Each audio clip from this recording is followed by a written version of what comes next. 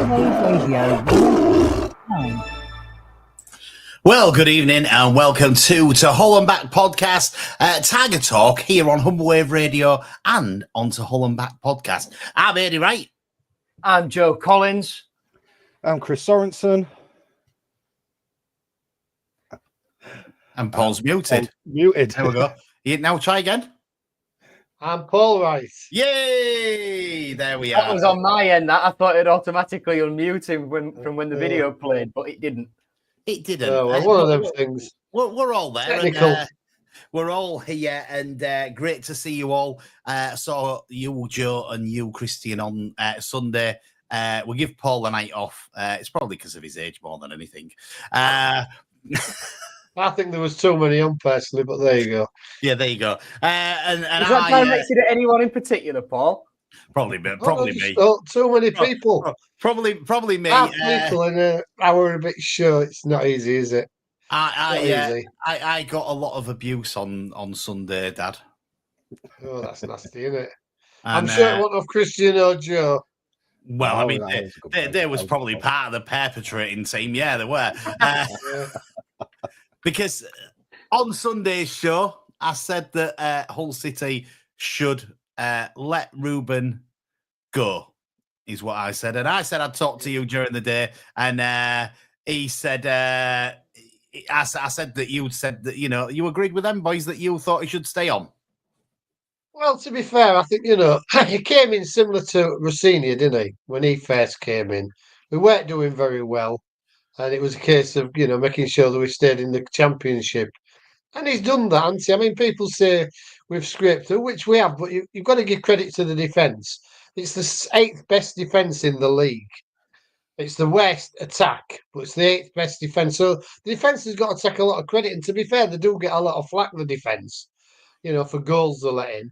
And if you look at the Luton game, Luton, what was their point above us? They needed a win, didn't they, like we did, I think, to guarantee staying up.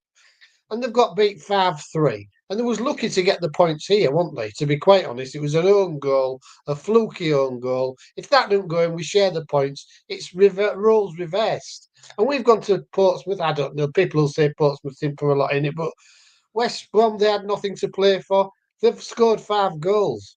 So I think you've got to give credit to Ruben. He's done a decent job. I think since he's taken over, I think we'd have been about mid-table on the results. So I don't see the point in sacking him.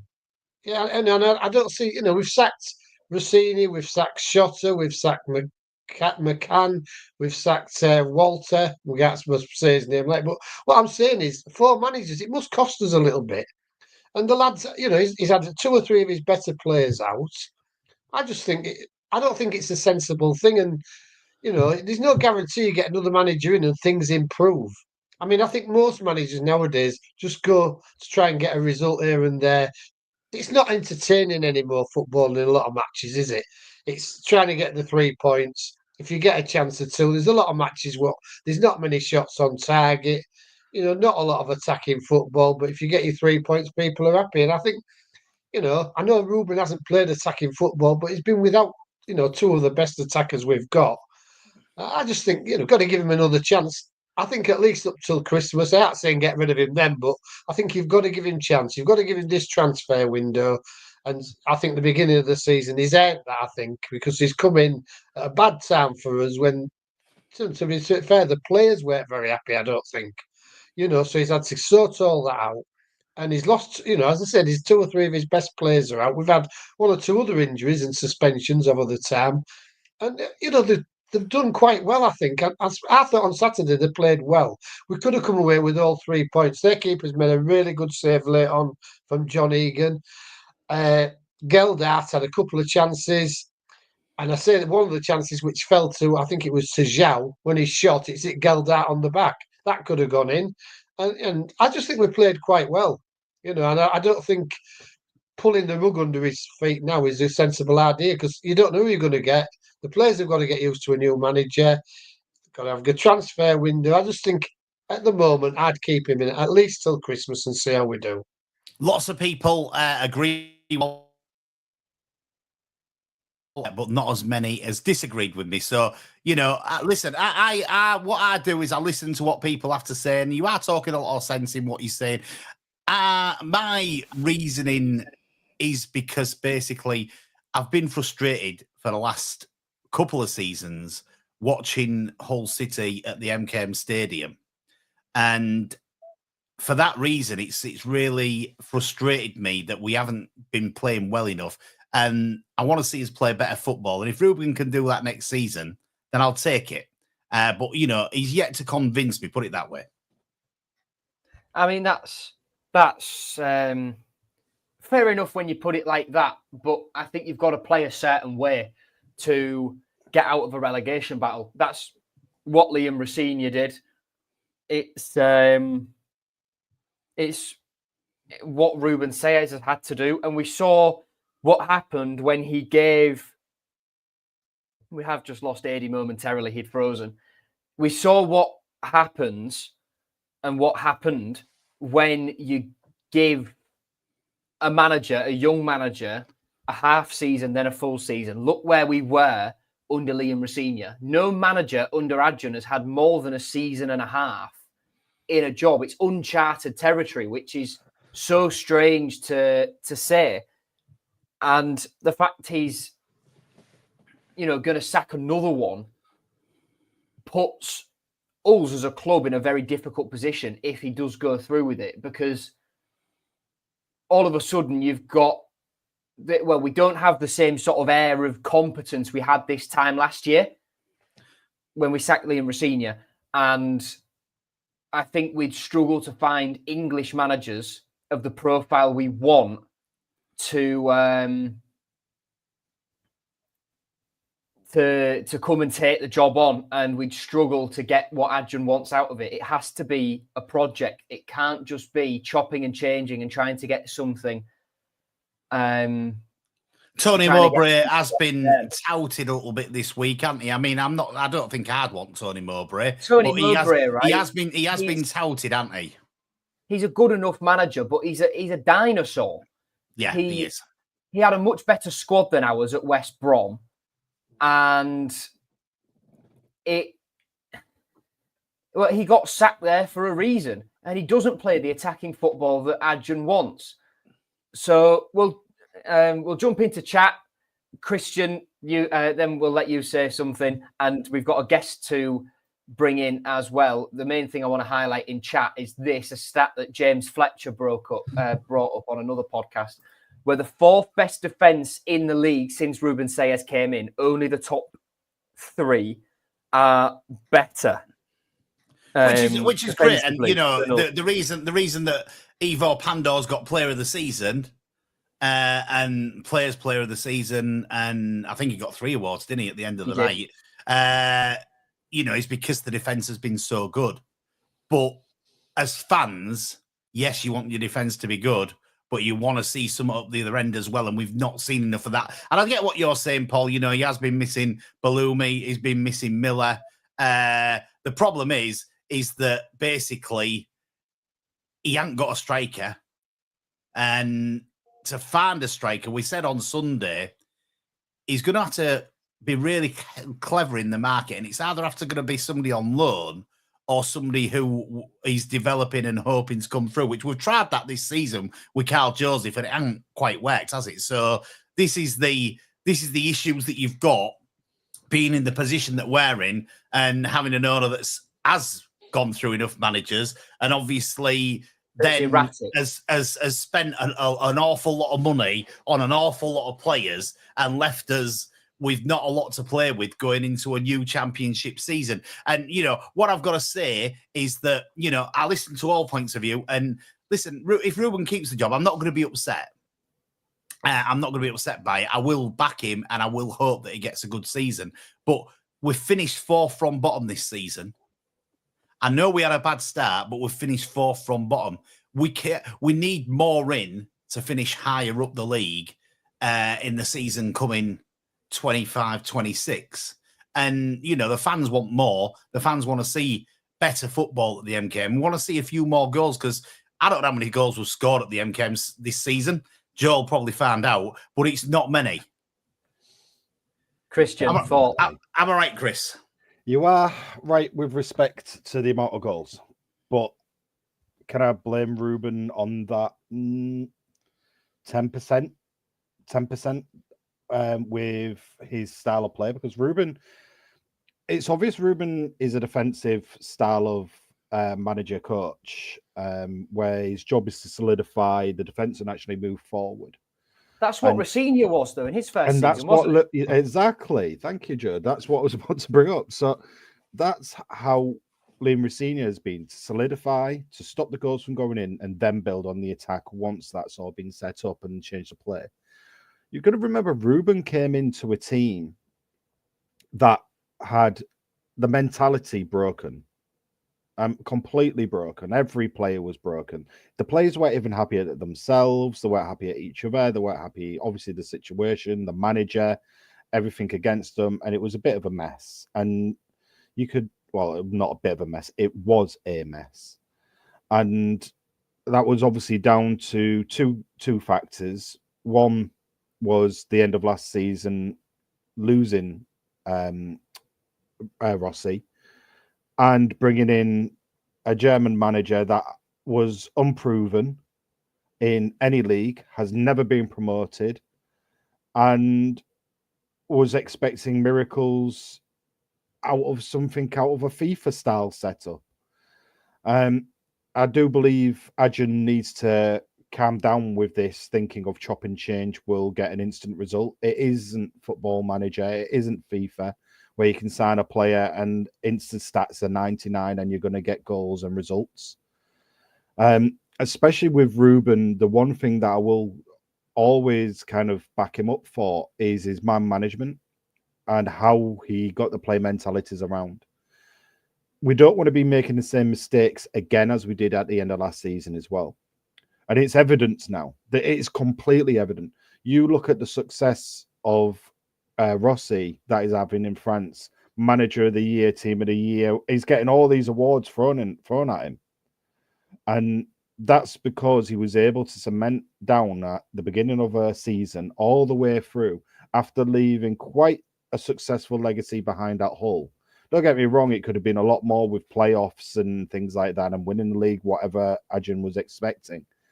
But this is the championship, which is quite a bit harder than where he was at. And it was extremely messy as well when he came in again because of all the chopping and changes of players.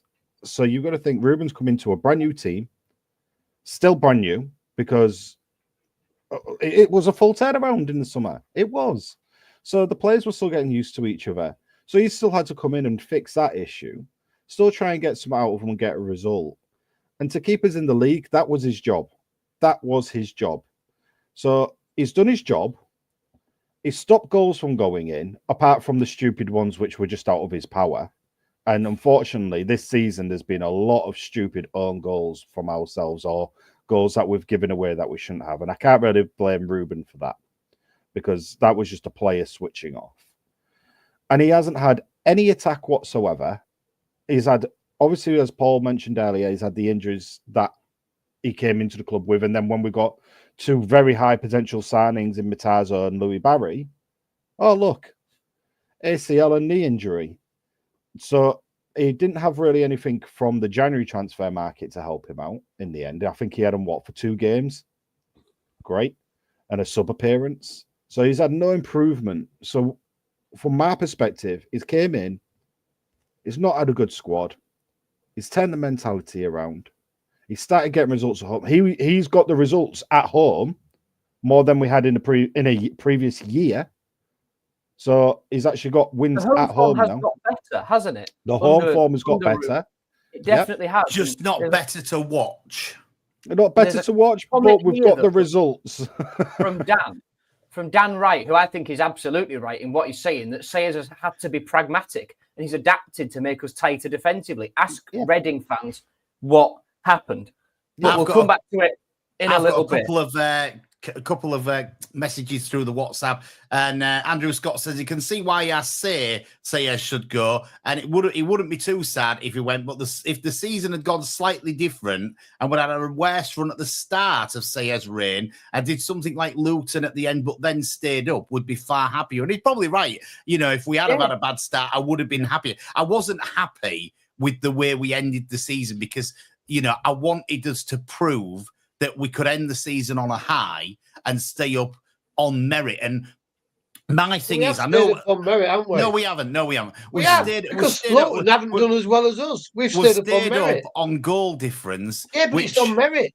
That's down to the defence. There's different ways of looking at it. I wanted us to stay up comfortably, and we haven't stayed up comfortably. We've stayed up by one, by goal under difference.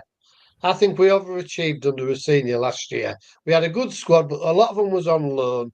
And, we overachieved. I think the best we have is a middle championship team. All these... I know we want the Premiership. We probably are only a middle championship team. But I think if we can solidify and get to a middle of championship, a bit like... I know they're in the top 6 this year, but your Bristols, your Millwalls, your Blackburns, West Brom even, they've been in the Championship for a few years. Nobody ever thinks they're going out of the Championship other than going up. They never look like going down. I know they have, obviously, everybody has the odd blip, but I think we need to get to that level and then maybe kick on after that. The thing with that is, though, isn't it? You've got to think we've got an owner that wants us to be in the Premier League or in the top 6. He don't want us mid-table, so he ain't going to be happy with that. I've got to say that Cookie says to me that if I'm going to have some strange opinions, then I'm going to get a bit of like joshing, and I understand that, Cookie. I can take it, if I think football, as we say, whenever we're at the stadium, it's all about opinions. And if we all had the same opinion, it'd be totally boring. And you're right in what you say. Stability is required. I don't disagree that stability is required. I think my frustrations have been, I didn't enjoy the game on Saturday. Paul said we played well. I don't agree. I think I think we attacked a lot more than we've attacked in a lot of games. We did, but then we sat back. Well, you're going to sit back at you when you know Luton's getting hammered. You don't want to let a goal in and make it 2-1 to them. I agree. You don't want to let a goal in, but I'm still I'm going to jump in there because we've got a guest waiting. We have got a guest. Sorry, John. OSC, you've been sat there waiting long enough while Adi and Paul especially bicker. How are you, mate? Oh, very well, thanks. Evening, guys. Evening, John. Guys, before I got off the reason I'm on, can I just add a couple of things here? I've been doing a bit of research on the games, actually. It's linked into something I've been doing today. Under Tim Walther, you're talking about the goal difference and what have you. Under Tim Walther, we played 19 games, won 3, drew 6, lost 10, goals for 17, goals against 27. So there's your minus 10 goal difference. Under Ruben, we played 27, we've won 9, so he's won a third of his matches, drawn 7, lost 11, goals for 27, goals against 27. Now, I think that's quite a decent improvement on the season from what we started from. When you think he came in and the club were rock bottom and struggling with no confidence whatsoever, he basically destroyed the team. I think Ruben's done a pretty decent job, and I think for what it's worth, should we give him another chance? The good stats, John, and really good to come up with those stats. We needed more in the goals for Ruben for my thing, and if that's my criticism, then that's my criticism, and that's my opinion, and I'm sticking to it. He does what the players he's got, and he didn't have a Philogene, he didn't have a Delap, anybody like that.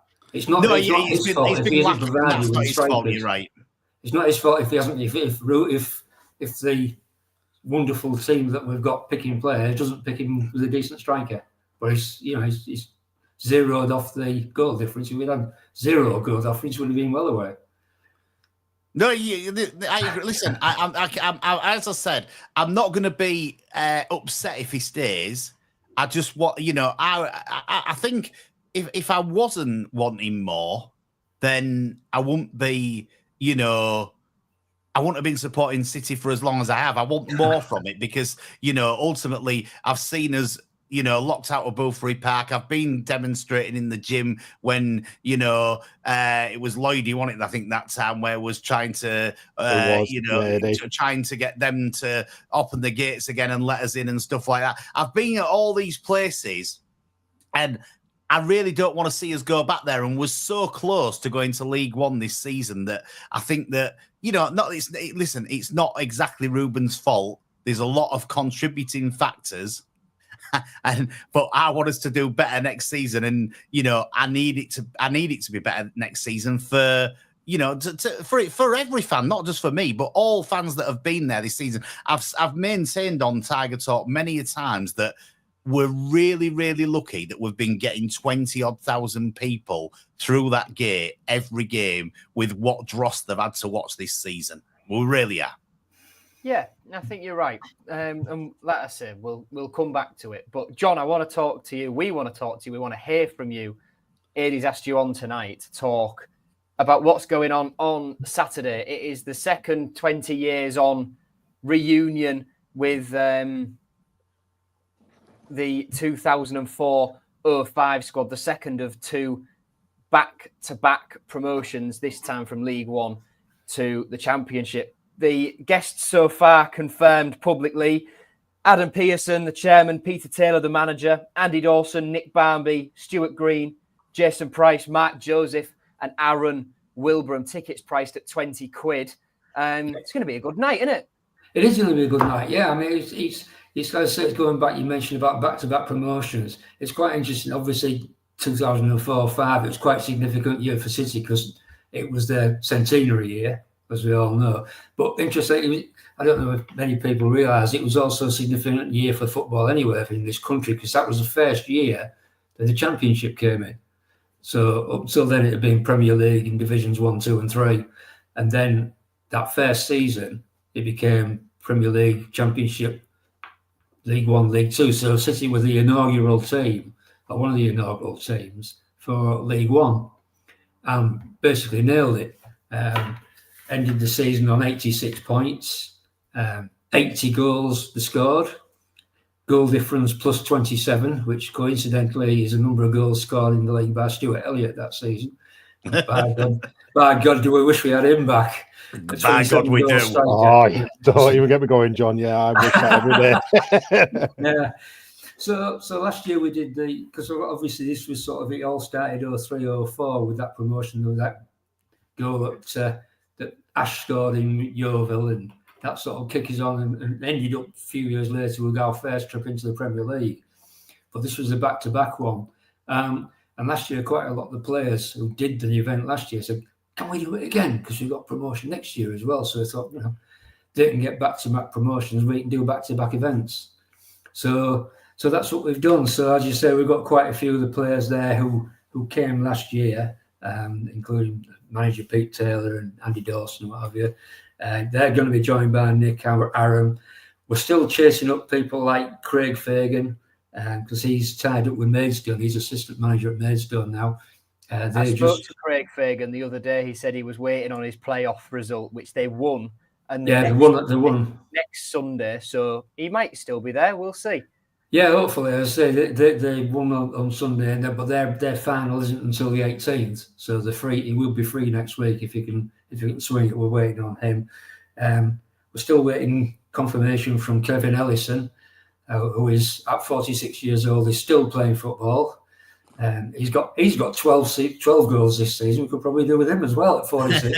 Well, it is for Vauxhall Motors, but Yeah, playing for Vauxhall Motors. And again, they got through to the playoffs, but went off in the first round. We're waiting for Matt Duke and Richard Hines as well, just to confirm. We're hoping to get Stuart Elliott to come in, but unfortunately, he's now got tied up. But hopefully, we'll get a video message from Stuart, another one from Leon Court, Damien Delaney's hopefully as well, sending a video one. So it should be a good night again. Leon Court living in Australia now, isn't he? Yep, Leon's living over there. Yeah, so to be fair, it's a little bit far for him to come for a Saturday night, really. So we'll forgive him for that one. Is Danny Allsop out there as well? They could have got a Danny's out there as well. Yeah. So he wasn't able to do it last year. So for the same reason, obviously, he stayed out there. I mean, Danny's played 14 games, 7 goals that season. So he played a part as well. So it's 20 quid a ticket, John. What else do they get for this 20 quid? Well, the format of the night is they'll be probably split into two halves of the season. So there'll be a video of all the goals and there'll be games and such like for the first half of the season. Chat with some of the players, and then there's a break in there and the street food included. Then so you get your food all provided in with your ticket. So that's pretty good value for that as well. And then we'll cover the second half of the season with probably finish up with the manager and the chairman. And then we've also got, as you can see, hanging behind me there, we've got the replica shirt from that season, which is obviously the centenary shirt. The players are going to sign that off, and that'll be auctioned later on the night, and there'll be a raffle as well. So there's plenty going on. And John Hawley is auctioneer. Sorry? John Hawley is auctioneer? He was going to, but unfortunately he's away. He can't do it. So I think Brendan Smurthwaite's going to step into the breach and do the auction for him. So it's good value, John, because I went to the Hull City event, which was the Legends Night. Me and Joe was down there, and I paid £14.50 for my street food that night. So it's like £5.50 extra, and you're having all these players that you're having to sort of bring in and stuff like that. Yeah, you've got all these players there, and they're sort of coming up with sort of anecdotes of what happened that season and the memories that season. And it's a unique event. You won't get this group of players together again, probably. You get a chance for a unique piece of memorabilia at the end of it. So how do people get tickets if they want tickets, John? Well, there's two ways. The easiest ways to do it, you'll see at the bottom there if you're watching on YouTube or anywhere else, or that you can get on www.hullcityosc.org, which is our Hull City Official Supporters Club website. There's a link on there in the news item that you can go to. But if you also go onto the main Hull City webpage, go through the news articles down there, scroll down there, there's an item there about it with a link to the website as well. But it is ticket only, and tickets are closing off at 7:30 tomorrow night. So people need to be getting in and getting the tickets organised quickly. So about 24 hours. Over 200 people in last time. 24 hours to get your tickets then, John. It'll be a good night, and plenty of ex-Hull City players being there, lots of memories going on, an auction going on, a bit of food and a bit of banter as well. It's going to be a great night. Me and John. My good lady just reminded me, well, if anybody is a member of the supporters club and still wants a ticket, they get a 20% discount on the price as well, so they'll get it for 16. So if you're a Hull City OSC member, get there because it's even better value. Yeah, definitely going to be a good night. I'm looking forward to it. Joe's looking forward to it, I know. I'm sure it'll be as good as it was last season, if not better. Hopefully, that's the plan. Thanks for that, John. Any closing statements or anything? No, I don't think so. I think I'll leave you go back to slagging sellers off. I have not slagged him off. I have just said my points on it, John. I think he's done a reasonable job with what he's got. I just need him to do better. Yeah, but thanks for coming on, John. We need stability. We need stability for the team as well. And you can't. I mean, look at Cardiff. They've had 8 managers in 4 years and they've gone down. Yeah. Sums it up. That's it, John. Stability, the key word. Yeah. There you go. John's going to leave. John's going to leave us now. He's after stability. I'll see you on Saturday, John. Yep, you certainly will. Thank you, John. Yeah, thanks to John for coming on, and it'd be a great event if you can make it on Saturday night. HullCityOSC.org. Get your tickets on there. Only 20 quid, 16 if you're an OSC fan, and you get some food included as well. Can't be bad. I'll be looking forward to that, I can tell you. Anyway, back to Hull City. We need, if we're going to have this stability and Sayer stays in charge, we're going to need a little bit... He's not backpedaling. We're going to need a little bit more this season. What I do, Jan, is I take everybody's opinions into consideration, and I'm pretty level-headed. And, I can see when I'm being backed into a corner and people might have better points than I've got on it. Let's put it that way. But I do want to see better. We're going to need more out. We've got another close season of rebuilding. Yeah. Beyond belief. If we go down to where again, let's just bring back last season or the beginning of this season, because we said it straight away. Striker was number one and a left back. And lo and behold, throughout this full season, you can see our biggest weaknesses has been a left back and no striking power. So Christian, I think Mac has done really well at left back. As cover. Well, to be honest, if we got Giles back next season, I'd still rather play Macca at left back. Yeah, but so would I. He's supposed to be a £5 million left back. So what are you going to get for a left back? This is what I'm saying. We paid nearly, was it 5 million for him? About 4.5, but about so 4. That's for a good left back, and he's not even that good. Yeah, but let's get this right. Giles is not a left back. He is not a left back. Yeah, so Macca isn't a left back, but he's a centre back. But he's done his best at left back, and he's done a lot better than Giles did. And he only had to learn that position. We need to sign a left back. Simple. Yeah, moral of the story, we need a left back. We do, yeah. Well, the thing with it is we haven't done, have we? We haven't done the last couple of years. We need to keep one that we've kept. We need to keep Macca whatever happens, because Macca's been great this season, whether he's played as part of the centre-back pairing or whether he's played at left-back. You know what you're going to get out of Macca. He's a servant of the club, isn't he? You're going to get 110% effort.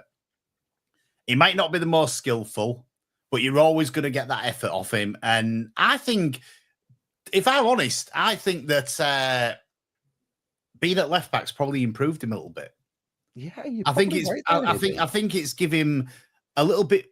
I think he's made him a bit better on the ball. And I also think his fitness has got a little bit better as well. I think his speed's improved a little bit, through playing at left back. So, Paulie's right. We've gone through lots and lots of left backs, not just this season, the season before. And for Macca to come out as our best left back. It is a bit funny, isn't it? I'm just saying, Giles and paying 4.4 then for him. And he's a good left back. How much are you going to have to pay to get a good left back? Because I think this is ultimately the problem, isn't it? When we was talking on the Sunday night episode, and we said, if you want a good striker, you've got to pay 10 million quid for a good striker, and we haven't got 10 million quid to spend. I can't just say it's 10 million quid though. You've got to have the appeal for someone to come over. I mean, for me, I'm not saying look, he's a world beater, he's this and that, but even look at someone like Josh Windass. Like, he's now a free transfer. I don't think Josh would ever come to us, but when we're playing, say, against when he was at Sheffield, when he was playing against us, deep down gut feeling was he's going to score against us. Yeah, it was kind of one of those. Definitely. And when you have a player that plays against it, that you've got that gut feeling of Josh Windass is going to be the one that's going to score against us. Surely they're worth a punt of someone in that type of caliber to be at our club. I mean, look at Ohio. Would you have no Ohio back right now? Because he isn't going to cost you 10 million. Yes, I would. Yes. It's yes across the board. He isn't 10 million. You probably pick him up for maybe 2.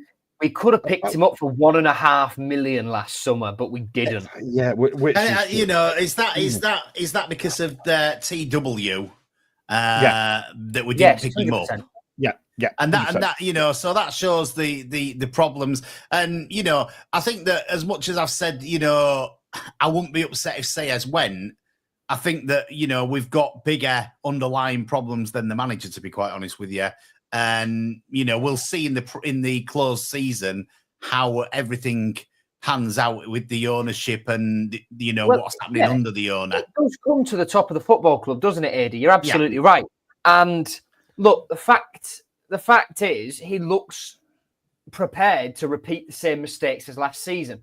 Bentos puts in chat here that other clubs like Sayers and want Sayers already if we're going to get rid of him. It's just Adjan who who is in two minds. And I don't get why he's in two minds.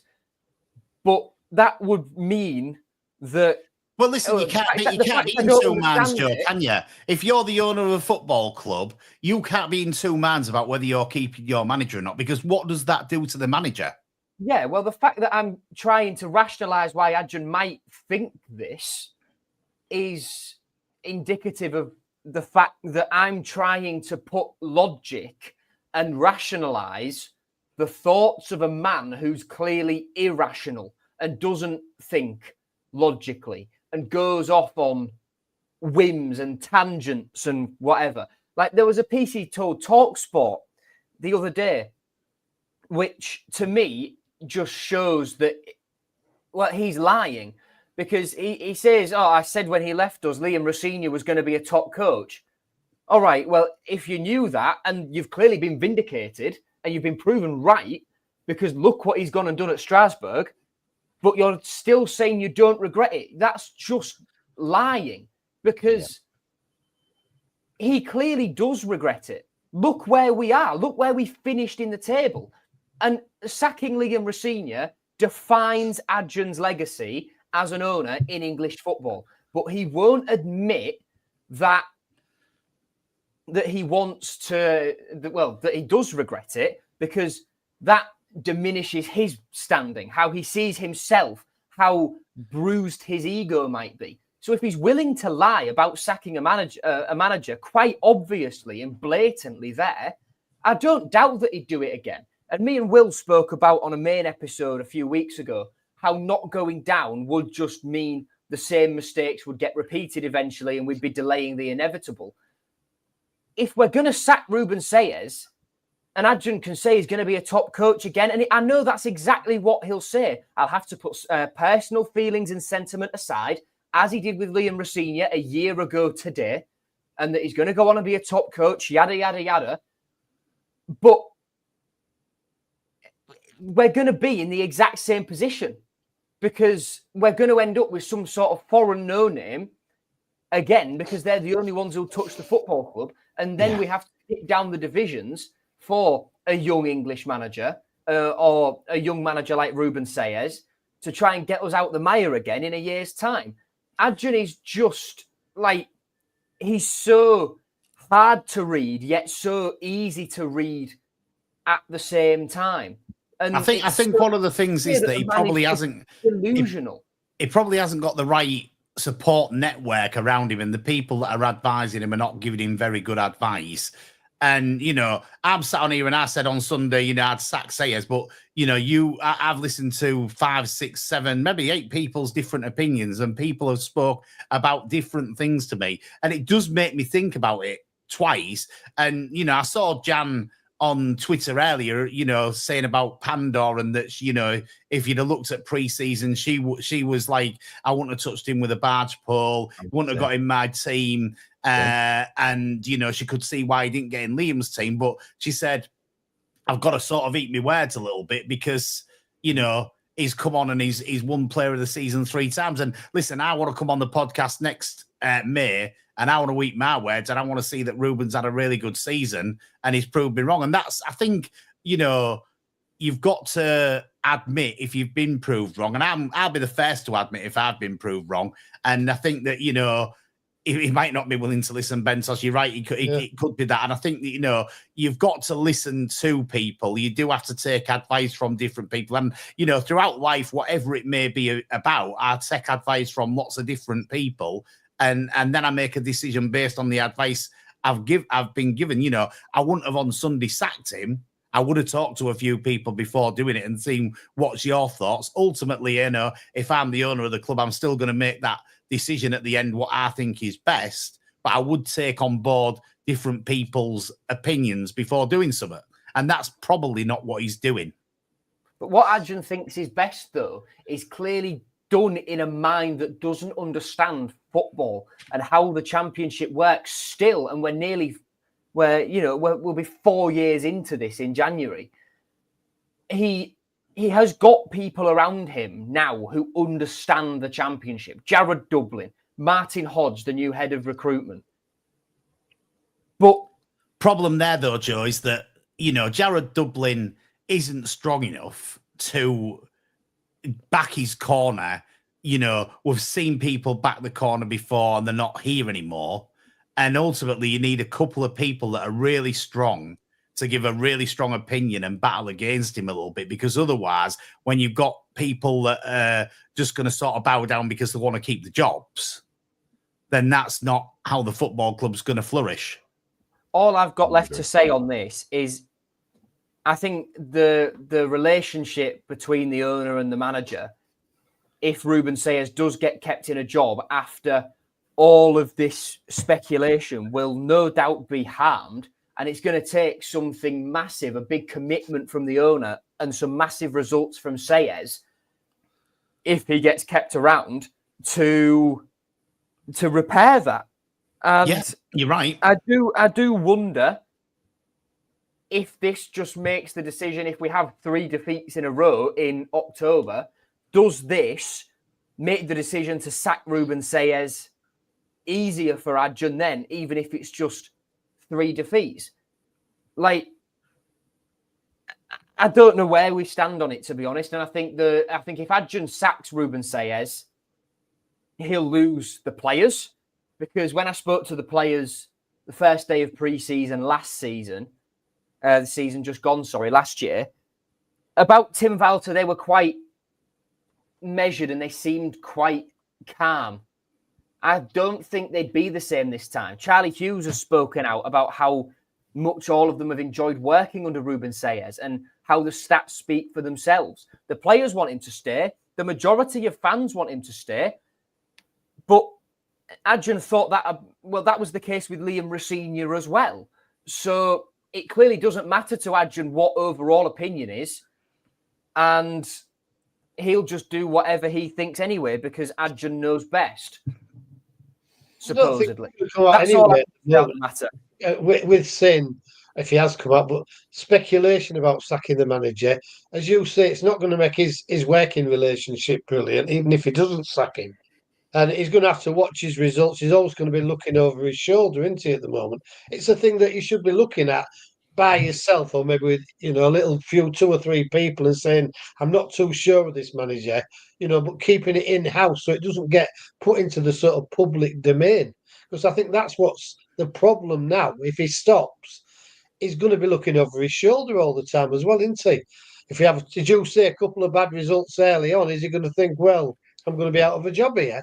I think it's a building exercise. We're bottom of the league virtually this year. We should be looking maybe to get mid-table, 12, 13, something like that next season. He should be happy with that. If we have an excellent season like we did under a senior, getting to the playoffs or getting the playoffs, so be it. But it should be a building block. Get to the middle of the championship, steady our ship there, and then we move forward. He seems to want instant success with everybody he gets. And half the time, he got all these foreign players, mostly from Turkey, initially, didn't he? I'm sure a lot of them went down to the manager that they wanted him. I think he just come in and he probably knew him. He's seen him playing Turkey and thought, they're good players, these. And majority of them have never done it in the championship for us, have they?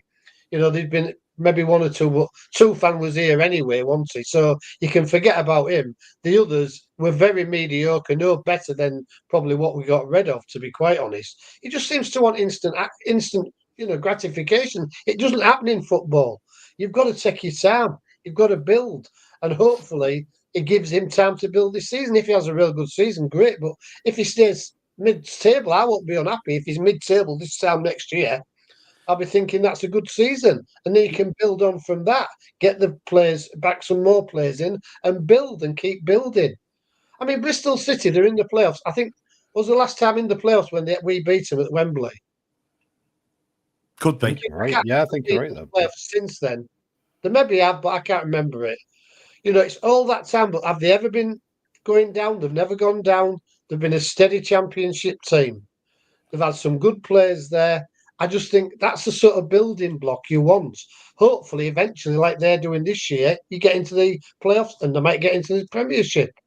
But it's been a slow burner. But you don't hear them sacking the managers a couple of weeks after they've finished the season. It's just ridiculous. I think they should leave him alone.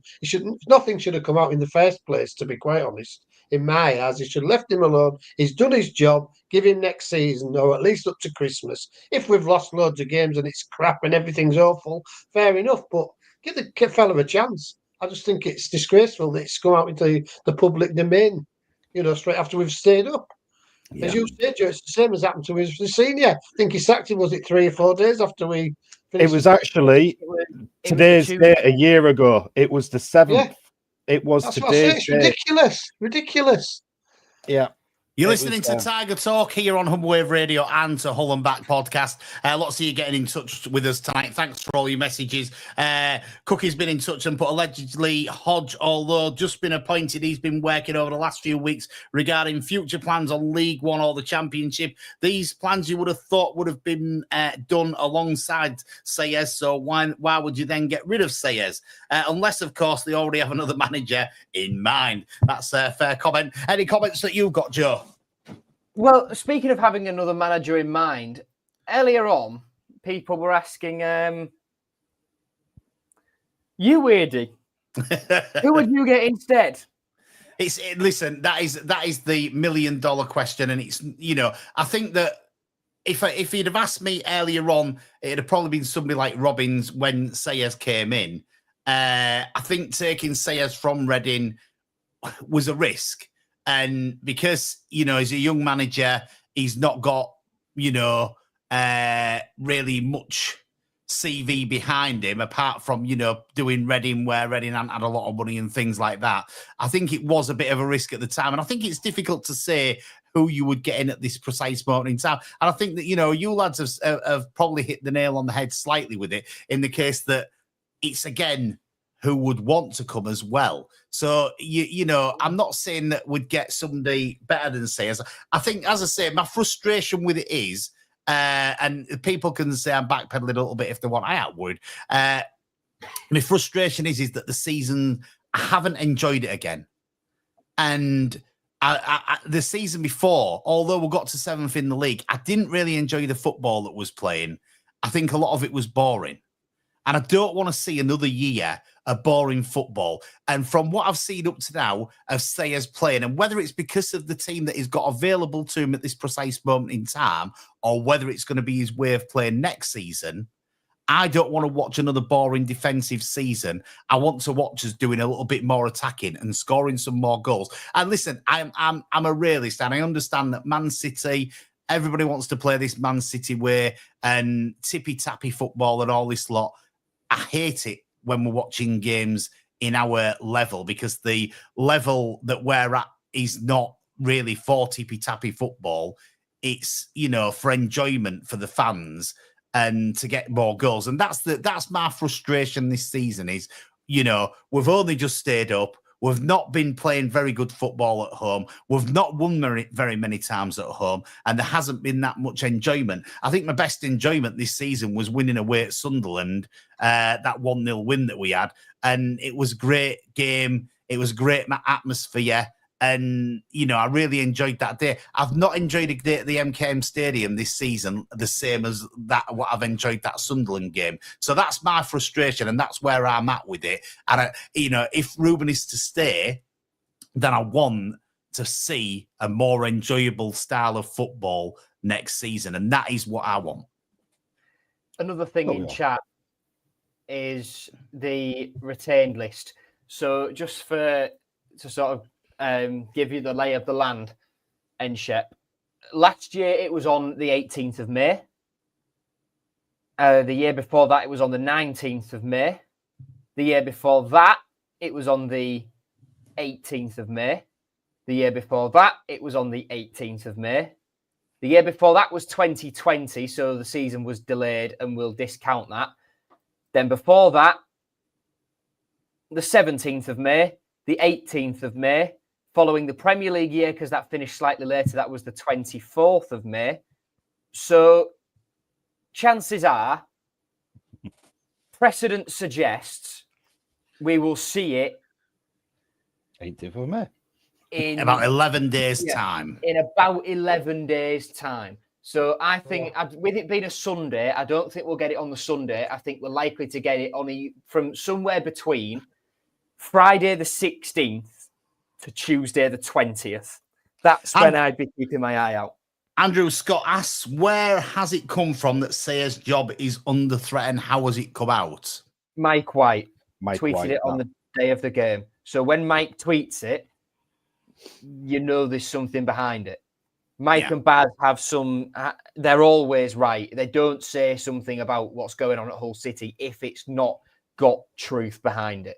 So this review, questions around Ruben's position are 100% happening. We just don't know what stage they're at and what conclusions they will lead to. Got just over 5 minutes left of the show. Our last show of the season. We may do a couple of specials, might we? Yeah, we might. So, please look out for them popping up on social media. But we'll be taking a break on Tiger Talk, on Humber Wave Radio and on Hull and Back podcast until we've got some breaking news or some players that have signed or something that we've got a good discussion about and maybe a couple of little specials here and there. But we'll see you next week then. Yeah, I was going to say this is next week. It could be next week. You can make it daily. It could be a daily feature. But yeah, I mean, me, Joe, Paul, Christian, and the lads on the Sunday episode and all the guests that we've had on, we've worked really hard this season. And whether you agree with our opinions or you don't agree with our opinions or whatever, we hope that, in one way or another, we've entertained you. We've really enjoyed having you watch us this season, and it's been really, there could be that, Dan. Yeah, could be that, Simon. No, we really have enjoyed having you watch us and listen to us, and we'll definitely be doing it again next season. I think, for a new part to Hull and Back podcast, it's been really well taken, and we're all really pleased with how it's gone, aren't we? Yeah, definitely. Certainly. Yeah, enjoy it. It's definitely. Things. It's one of those bits on a Wednesday where you're like, I got radio tonight to speak to the lads. Let's see what else we're gonna do. Eddie gonna be at it again. I'm gonna have an argument with Eddie tonight, but no, it's not Christian who's arguing with him tonight. It's his dad who wants to lynch him. Yay! I don't want to lynch anybody. I just think you can't keep sacking managers. Apart from the cost factor that always they seem to incur as well. Next manager, as you say, we don't know who we'd get if we got another manager, but he ain't going to want peanuts, is he? And this is the thing, he's not guaranteed to do well, and therefore you maybe sack him, and it just carries on. I think you need a bit of stability, and to be fair to Ruben, he seems to have got that stability. I think give him a chance, see how it goes, and if it falls flat on its face, well, then you can sack him, can't you? But there's no reason to think it will do. He hasn't had a bad season in the sense of results. He's had a decent season. That's without 3 or 4 decent players not being available for him, So had they been available, we could well have been middle of the table, couldn't we? Because you're only talking probably 3 or 4 wins, aren't you, extra? Yeah, you are. Yeah, you are. A couple of own goals. If they don't go in, that's another couple of points. So you're a bit higher up, and then a couple of wins in other games. All of a sudden, you're mid-table this season. So if you'd have had sort of like your Barry and Balumi and them sort of players, Miller, he could well have finished mid-table. We wouldn't be having these conversations. Well, to be fair, the owner might have. Listen, that would have made it an absolutely boring podcast, and we on a radio show, we need it to be good and something to talk about. And I'll tell you this for nothing: there is always something to talk about as a Hull City fan. There is always something happening as a Hull City fan. It'd be boring if you was a fan of a club that plays in White from West Yorkshire. It's never boring. And just sort of looking into the off season, if you've got any ideas for specials that you want us to do, ping them my way. I did have an idea, Joe. I thought, what about the best loaned team? So the best loanees. Write that down, Joe. Write that down. There's a special coming up for us, everybody listening. You could do the worst loanees team, which I think half of the players this year might be on that one. But there you go. The old man's been thinking. He's had his thinking cap on again, and I'm sure that we'll be doing one of those, if not both of those, coming up on Tiger Talk onto Hull and Back podcast. We've also got the quiz, which is happening. What date, Joe? Come on, you can tell me quick. That is on Friday, the 6th of June, live in person at the Old Zoological Bar down on the corner of Springbank West, Springbank. You'll all know where it is. Trinny Avon, Springbank. Yeah, the way yeah. So it will be 50 questions, a little bit of chatter. You can give AD, as Ant said on Sunday, dogs abuse in person if you want to. So it should be a good night. It's all for charity. It's all for Hull and East Yorkshire Mind. So it's for a good cause. You can come down, have a laugh. We'll all be there. Yeah. And that's Friday, the 6th of June. It is 7 o'clock kickoff, is it? 7 o'clock. Yeah, 7 o'clock kickoff. Yeah. Anyway, I hope you've enjoyed watching us there this season. We'll be back next season. We'll be back with a couple of specials, and we're back if the manager gets sacked or anything like that breaks. It's been great to have been with you all this season. Thanks very much for all your questions, all your comments, and everything else. And we hope that you can join us again in the new season. And all that's left to say is I've been Eddie Wright. I have been Joe Collins. And I have been Christian Sorensen. And I have been Paul Wright. And you've been watching Hull and Back Podcast, Tiger Talk on Humber Wave Radio and on Hull and Back Podcast. We'll see you next season. See you guys. Everybody, thank you.